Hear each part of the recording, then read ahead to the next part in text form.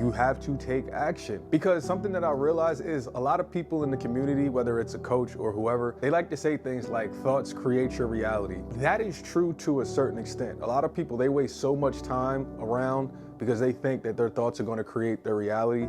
And that can happen for some people if you do it in a particular way, maybe like Neville talks about, or Emile Coué, if you do it before bedtime, or if you do it in the morning when your mind is kind of in this fertile state. Yes, maybe your thoughts can create reality without you taking action. But what I see for most people is your thoughts only create your reality if you actually act on those thoughts you have in the 3D. The human brain accumulates 60,000+ thoughts a day. How many of those thoughts do you actually act on in the 3D? I'll wait.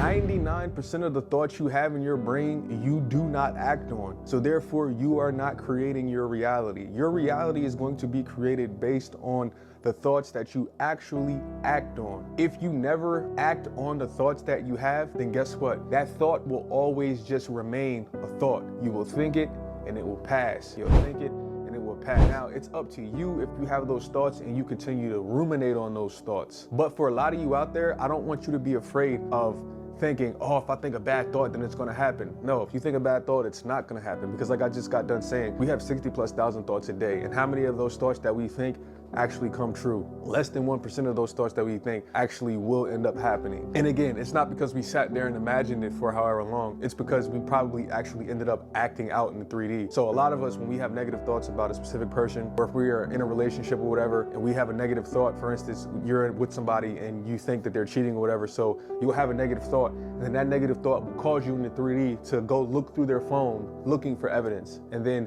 there might not be any evidence there, but because your reticular activated system is looking for a problem, you go through their phone and you see something that you think is questionable. And now all of a sudden you have turned something into a problem that actually wasn't a problem. But because you went looking, because you let your imagination get the best of you, you let your thoughts get the best of you, now you've just potentially created a problem that didn't even need to be there and that wasn't even existing until you went looking for it.